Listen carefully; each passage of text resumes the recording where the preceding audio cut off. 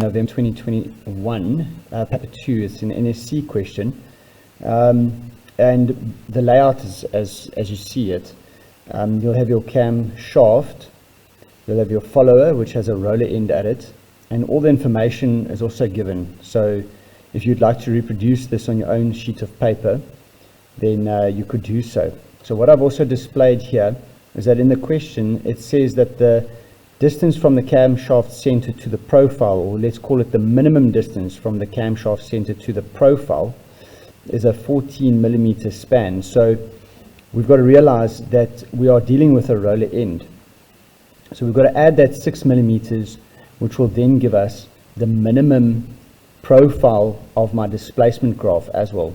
Okay, so at the bottom end of my displacement graph will line up with the center of my roller, wherever it might be in its revolution. So I've got to go and find out exactly where it is. Remember that your follower will reciprocate in this question and on the vertical center line that passes through the camshaft center. So that gives us a nice indication as to the motion of my follower. So if my follower is up there, it will go down and back up again, and it will roll as the camshaft rotates. Okay. My displacement graph is obviously a linear version or representation of what is going to happen during this rotation over here of my cam. Alright, now firstly I've got to recognize that I've got a camshaft that needs to be hatched. Okay, we will hatch that, but I'm going to just first explain to you why I have boxed off certain areas on my displacement graph. They've asked me to use an 8 millimeter span per 30 degrees as a scale. So I've gone 8 millimeters per 30 degrees right throughout until I get from 0 to 360. And then I follow a uniform motion up until 90 degrees. Okay, so you'll see there at the first 45 degrees I have at rest.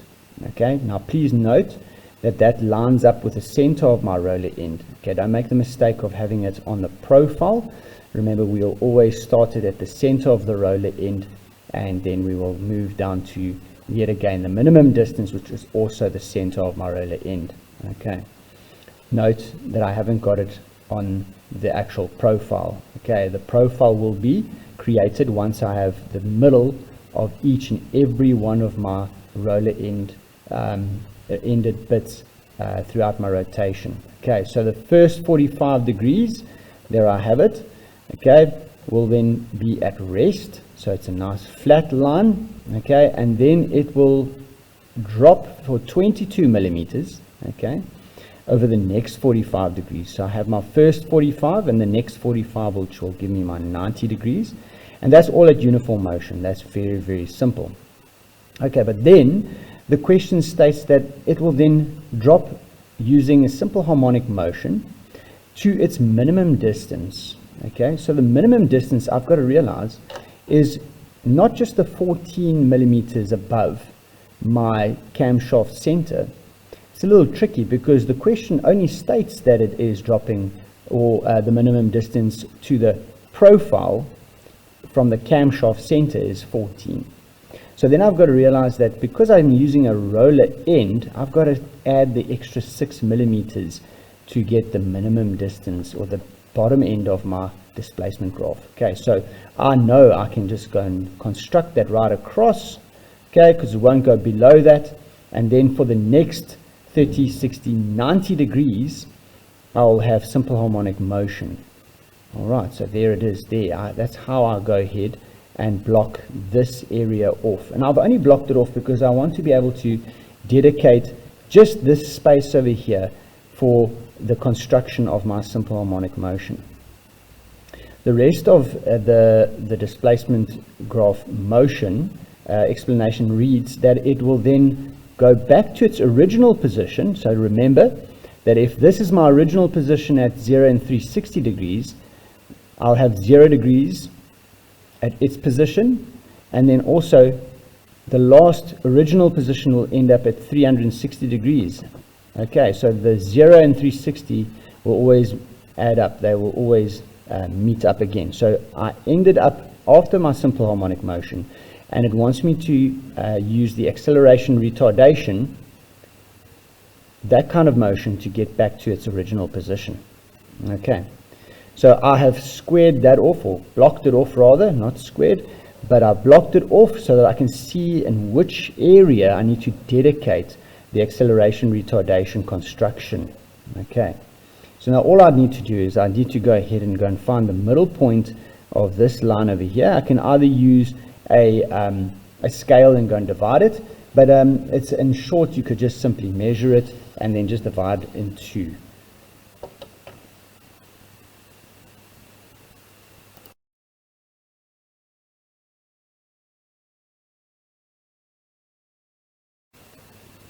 Right, in this next part, which is I consider part 2 of this video, we have now found the height. Okay, it was quite obvious that the minimum distance was going to be the center of this roller. I've shown this roller ended over here to indicate the minimum drop, or the drop to the minimum distance, for the profile to be 14 millimeters away from the camshaft center. Okay, so that's where the center will be of the roller end, and that'll obviously be the minimum requirement, or the lowest point of my graph. Okay, the minimum point. Okay, so I've now determined that this was 44 millimeters, and I'm simply going to go ahead and just go and find the center of it, like so. 1 to 22.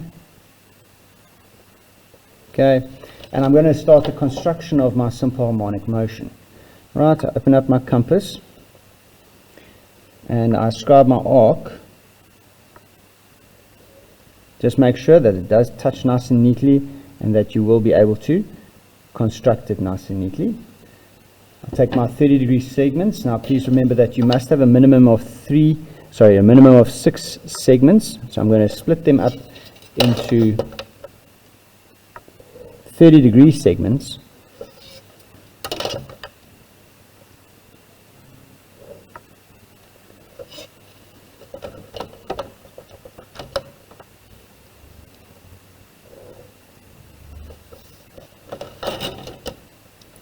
And I'm going to project them across, right across the box, the dedicated area for my simple harmonic motion. Please note I've taken it from my circumference point there in the circumference, and I've projected it across. From the circumference, across. From the circumference, across. And the bottom ends as well. Like so. So that I can divide the vertical portion into 1, 2, 3, 4, 5, 6. But I have a problem. I have the horizontal portion divided into 3. So I now need to go and divide this portion, the horizontal portion, into 6 equal parts as well. So make sure that your vertical and your horizontal is divided into 6 equal parts. By simple terms, I can see that I've got 30-degree segments over here, and that they gave me 3 different segments. I needed 6. So if I divided this correctly, I'll be able to find that each one of my points will actually fall on top of an existing line here. So let's test that theory. I'm going to simply use a scale method, and I'm going to go with every 5 millimeters. Remember that we are going to place equal distancing on this line at any degree or at any angle drawn. Doesn't really matter. I'm going to go ahead over here. That's 3, 4, 5, 6, because I want to divide this existing yellow line at the back, the horizontal portion of it,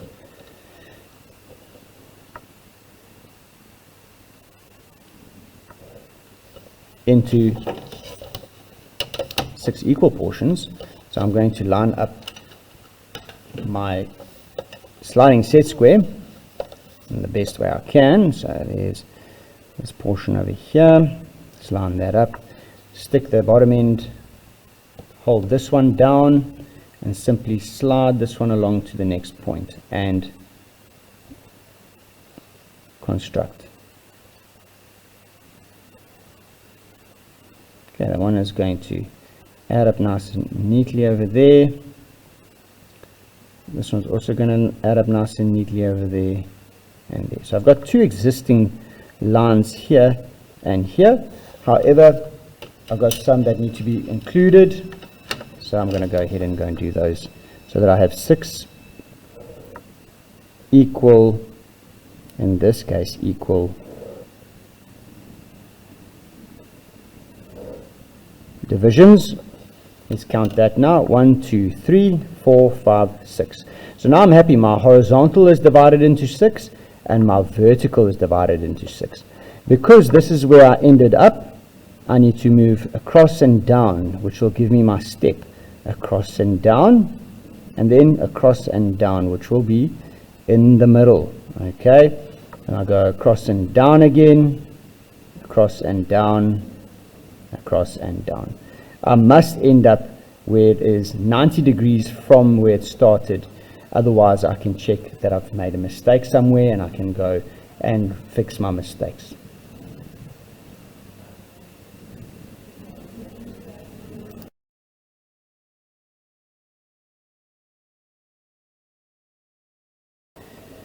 Right, in this next portion, I consider this part 3 of this video, is that they want me to fit in the pink box over here, the acceleration retardation, back to its original position.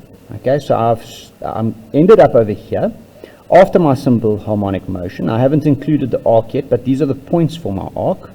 And then I'll go from the bottom end all the way back to its original position. Now I see the examiner's intent here was that I would have 6 equal divisions horizontally. However, I have not added the 6 equal divisions, or divisions for that matter, depending on which motion it would have been in the vertical area.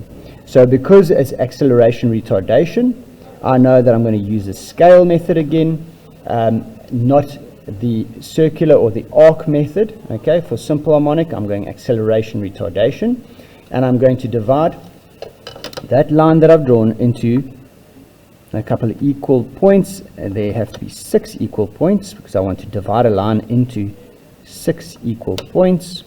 So basic constructions: 1, 2, 3, 4, 5, and 6. Right, now that I have those 6 points, I go and draw the most important line over here, like such. I'll hold that one down, and I include my sliding set square, and I slide it along. I create my 6 equal divisions vertically because I have my 6 minimum equal divisions horizontally. There it is. So, okay, once I have those divisions, I transfer the measurements onto a middle line. So I have a 1, 2, 3. I'm going to use this one as my middle line over here, make a little indication perhaps above my t-square so I can follow. I'm going to take this over here and I'm going to mark it off in the middle. Each height over there marked off on the middle line.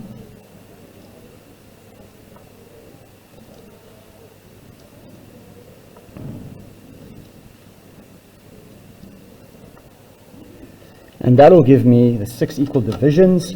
A little test over here would say, right, if I had to go from this point through the middle, I would have to end up at the start point or at the end point, as I am doing right now in construction. Then you'd go from where you'd left off and join it to the necessary points over here, like so. There, and then I'm obviously going to work from this point here to this point over here and this point over here. Right, now basically the construction method for the acceleration retardation is done. It's complete. All I need to do now is from this existing point, I'm going to go across and up, plot my point across and up, and across and up, and I should always end up in the middle. If I'm ending here, I'm going to go across and down, across and down, and across and down, and I meet up in the middle again. Alright, and therefore you can see a clear curve of acceleration and then a retardation happening over there.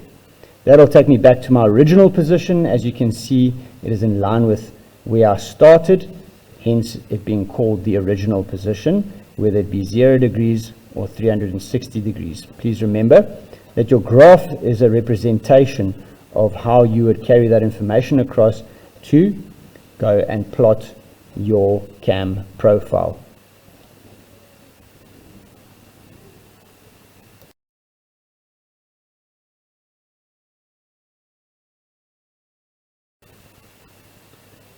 Right, in part 4 of this video, I would like to make use of my French curves. Now remember, I have different French curves. Okay, you have all sorts. You have smaller ones, you've got the bigger ones. All right, you could also make use of the other one like so. What I want to do is I want to obviously try and find the best curve or portion of this curve to join my dots. So I have predetermined which curve it would be for the sake of this video. I've used the bigger version of my French curve, and you can see there that I've got a nice curve that's going to be touching or going through every one of these points. You'll also see a couple of markings on here. So what I've done is I've actually gone ahead and I've marked off where my center point is, because if I had to turn this upside down, this French curve of mine, then I'll be able to reproduce that same angle or curve for the opposite or the bottom end of it. So I'm going to simply go and join this portion over here like so, nice and slowly back to its original position. Okay, and if I had to turn this around and flip it around like this, I would then obviously be able to go in and place it down on that over there and find the same curve over here. Now for the purpose of this video, I won't be able to draw this curve because of access, but I'll be able to draw all the top ends of the curve. So I'm going to find this simple harmonic motion curve as well, and I've found it here as well. So I'm just going to do the top end of it. There it goes through the points to that side over there, and then obviously you'll do the same coming down here and over here.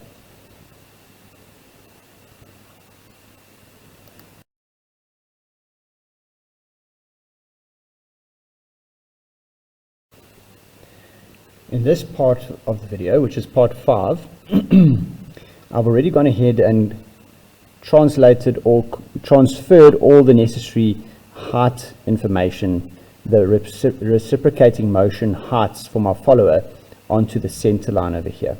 Right, and it's all from the graph.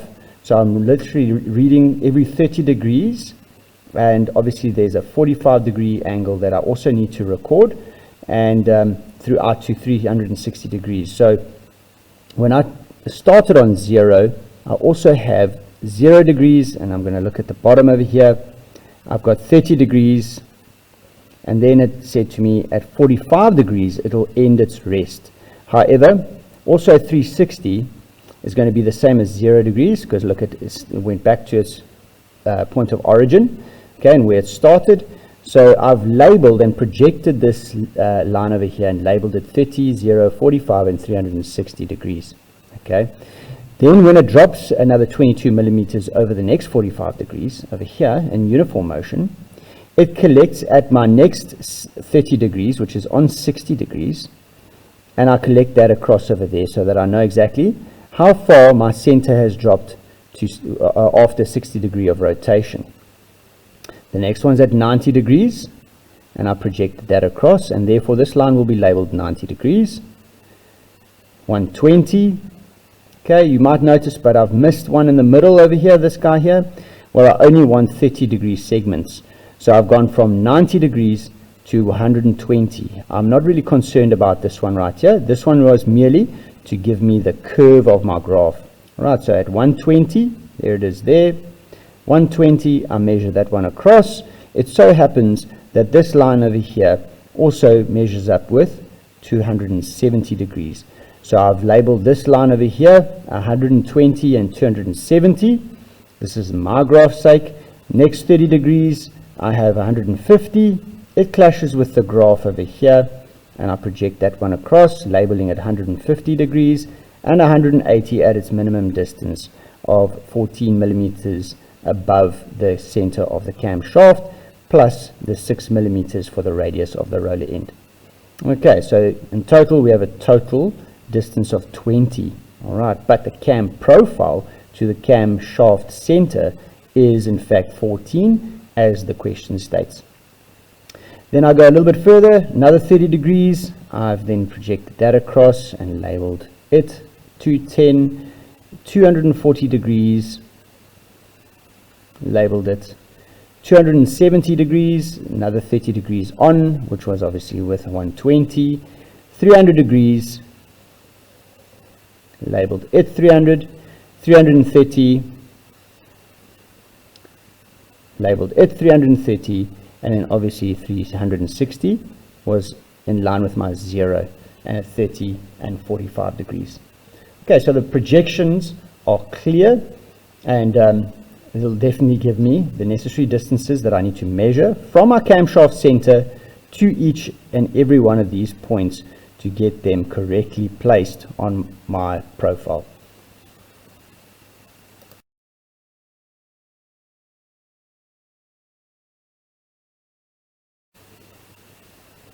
So in this part of the video, which is part 6, I've already prepared and divided my cam shaft, which should be hatched by now, into its necessary 30-degree portions as my graph demanded. I have one area where I need to add a 45-degree portion, which is 15 degrees from my 30 degrees.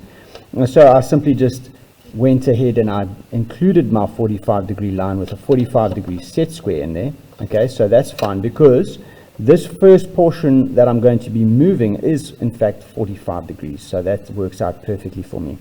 Alright, so what I need to do first of all is I need to go ahead and I need to go and label each one of these lines that I've now placed over here in the correct orientation, in the correct direction. Okay, so that's demanded by this new feature that I have here, an arrow that indicates that my camshaft center or my camshaft is going to rotate in an anti-clockwise direction.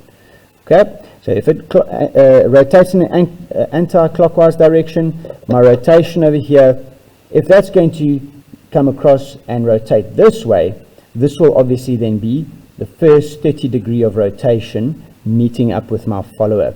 So I label this 30 degrees and I move around this way with my labeling 45. Then I've got 60 degrees. Please note I've divided my cam shaft, not the follower.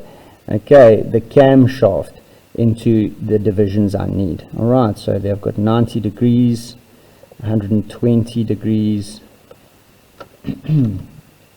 and you do that the whole way around. Okay, 150 degrees. I'm now off of the page. You probably won't be able to see it in the video, but I'm going right around. 150, 180 degrees, 210 degrees, 240 degrees, 270 degrees, 300 degrees, 330 degrees, and back to my 360. All right. So please label that so that you know exactly where you're going to place your points. You're now going to open up your compass from the camshaft center to each one of these points over here. So I'm going to start, because it's already at its minimum, I'm going to go ahead and I'm going to my 180 degrees. So my center point over here, because I'm reading that this line over here that's projected was at 180 degrees. I've labeled it 180. I've taken that distance and I'm going to swing it to my 180 and I'm going to mark it off on my line. Okay, if you would like to track that, you could simply just go and construct a nice line going right around to your 180 degrees. Okay, and then I'm going to go ahead and I'm going to place it in the center again. I'm going to open it up to my 210 degrees. Okay, remember there's the line for my 210 degrees. Okay, and I'm going to take it to my 210 degrees, mark that off. Okay, if I want to track it, I can do so. Right, and I'm going to open it up to my 150 degrees. Let's see if that, okay, and my 150 degrees will go along to there. I'm going to simply do all so that I know exactly what my profile would look like. 240 degrees over there. Now I've got 120 and 270 degrees to handle. So 270 will be there, but 120 will now be over here. Just transfer that distance across. My 90 degrees will now go this way. I'm just going to track it back this way. Open it up to 300. There, I'm going to track it back to 300. My 60 degrees, I'll go this way. My 330 degrees, there, and then obviously my 360 is exactly where it is right now. Okay, so if I need to plot my points, I'm going to work it out. 180 degrees, follow the line, and I have my 180 degrees over here. 210, follow my 210, it's over here. Next one's 150, so I can go ahead and follow my 150 over here. 240, right over here. Next one, 120 and 270 over here and over here. Then I'll have the next one, the 90 degrees came back to this end over here. I've got my 300 degrees. I now have 60 degrees. And I have 330 degrees. And then I've got to actually go ahead, because remember my 330, I'm going to go back to its original position, but let's watch what I've done. My 30 degree is still at this height over here, so I've got to transfer that information across. So there it is there. It's my 30 degree to 45 was at rest. So I've got to realize that I can't just draw a line from there to there right now. I've got to pinpoint these, because these are the center of my roller ends. Okay, because we're dealing with roller ends. So there will be a roller end on every one of these points over here. So I'm going to go ahead and open up to the radius of 6, because there's a diameter of 12. Okay, there's my original follower.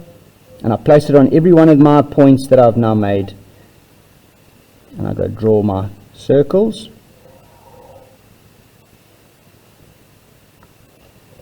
Whoops.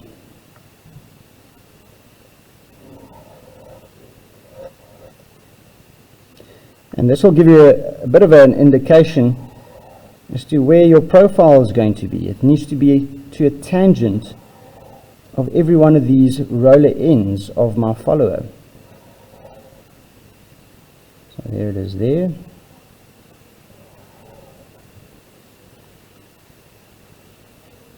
Make sure you don't slip.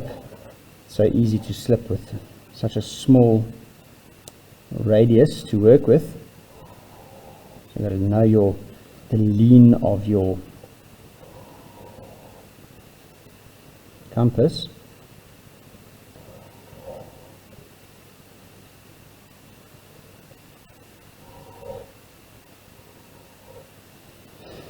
Right, and there we have it. Okay, so that's where the follower will be at certain rotations or degrees of rotation. And what I need to obviously go and do now is go and find the link between each at a tangent to be able to get my profile. And this is how I'm going to go about it. I'm simply going to see if I can link each and every one of these, but I've got to consider the follow-on effect. Okay, so am I working with the correct curve perhaps? I've got to consider that, and there it looks like I've got a nice little curve going from here, and I can go ahead and join these like so at a tangential line like so. And now I've got to consider this next move over here. So let's see if I can use the same it doesn't look like I can. Maybe I can over here. This part here might be able to work for me. So I'm going to join these circumferences nice and neatly like so. Okay, do them maybe part by part over here. Please excuse the other lines over here explaining the actual question. Please consider the curve so that it nice and neatly blends with what you have. already. I'm going to go from here, maybe join 3 at a time, might help me quite a bit. So over here I can go like that, there, like so. Try not to have any divots, you know, like V lines, and then seem to be working out quite well. So I'm going to go ahead and continue my curves at a tangential, make sure that they meet up nicely. There's a bit of a sharpish end over here. I'm sure we'll be able to get away with that. Okay, now I'm going to have to swap my French curve a little bit and see if I can find another curve that'll work for me. Maybe this end over here. And I might have to just do it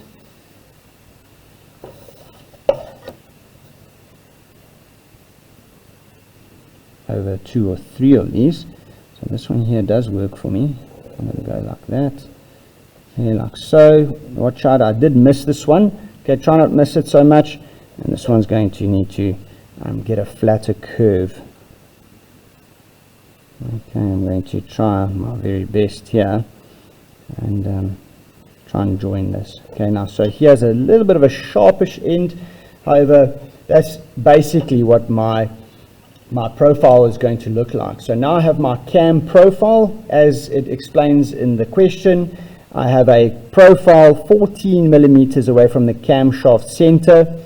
I've used that 14, the very first portion over here in part 1 of my video, part 1 or 2, and then I've taken another 6 millimeters to consider the radius, and that would have given me the minimum portion of my graph, at the bottom end of my graph.